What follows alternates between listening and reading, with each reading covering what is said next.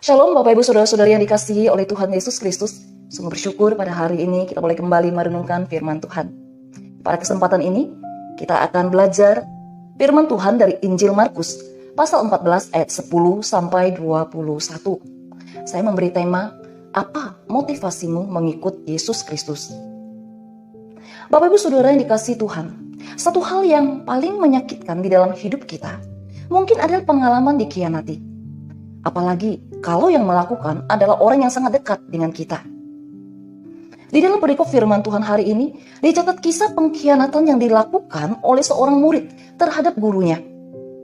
Kita tahu bersama bahwa Yudas, murid yang dipercaya sebagai bendahara di dalam kelompok Yesus, tega menjual sang guru seharga 30 keping uang perak. Kalau kita cermati bersama, ternyata nilai itu adalah nilai nyawa seorang budak dalam perjanjian lama, yang dapat kita baca di dalam Keluaran pasal 21 ayat 32.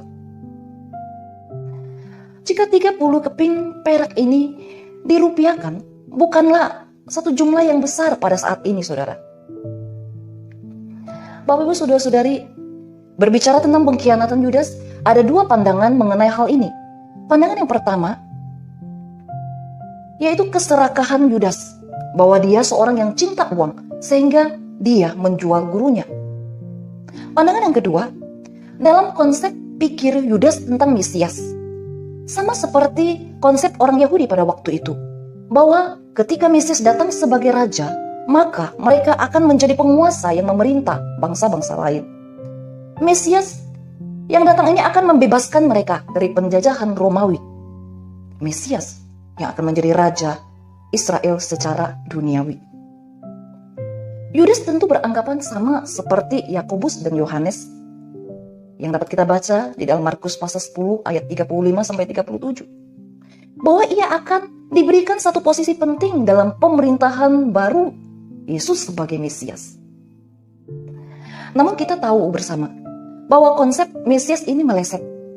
Pikiran mereka tertutup oleh persepsi keliru sehingga tidak menyadari bahwa sesungguhnya Mesias yang mereka nantikan adalah Mesias yang akan menderita demi menanggung dosa umat manusia.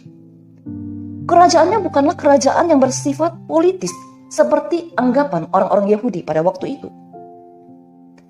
Bapak Ibu Saudara yang dikasihi oleh Tuhan, apapun yang menjadi alasan pengkhianatan Yudas, baik dalam pandangan pertama atau pandangan yang kedua, jelas kita melihat bahwa motivasi Yudas adalah demi keuntungan bagi dirinya sendiri. Saudara-saudara, tindakan Yudas ini disambut gembira oleh para imam kepala yang juga memiliki motivasi untuk mencari keuntungan bagi mereka sendiri dengan menyingkirkan Yesus. Motivasi Yudas mengikut Tuhan Yesus bukanlah semata-mata untuk menjadi muridnya, tetapi juga demi mendapatkan keuntungan. Saudara yang terkasih, bukannya Tuhan Yesus tidak tahu bahwa ia akan mengalami pengkhianatan dari murid yang dikasihi. Yesus tahu dengan jelas bahwa Yudas akan mengkhianatinya. Dapat kita baca pada ayat 18, Yesus berkata, "Aku berkata kepadamu, sesungguhnya seorang di antara kamu akan menyerahkan aku, yaitu dia yang makan dengan aku." Kemudian pada ayat 20, Yesus menjawab, "Orang itu ialah salah seorang dari kamu yang 12 ini. Dia yang mencelupkan roti ke dalam satu pinggan dengan aku." Bapak Ibu Saudara yang dikasihi Tuhan, dapat dibayangkan bagaimana para murid dalam ruangan itu sangat terkejut mendengar perkataan Yesus. Rasanya tidak mungkin ada dari antara mereka yang tega mengkhianati Yesus yang selama ini telah bersama-sama dengan mereka. Pada ayat yang ke-19 berbunyi, "Maka sedihlah hati mereka dan seorang demi seorang berkata kepadanya, 'Bukan aku, ya Tuhan.'" Bapak Ibu Saudara, ketika kita melihat tindakan pengkhianatan Yudas terhadap Yesus, mungkin kita akan berkata dengan marah bahwa Yudas seorang murid yang munafik. Karena setelah dia menjual Tuhan Yesus pada ayat 10 sampai 11, selanjutnya pada ayat 12 sampai 21, dia kembali berpura-pura dan tanpa rasa bersalah ikut dalam persekutuan untuk perjamuan itu.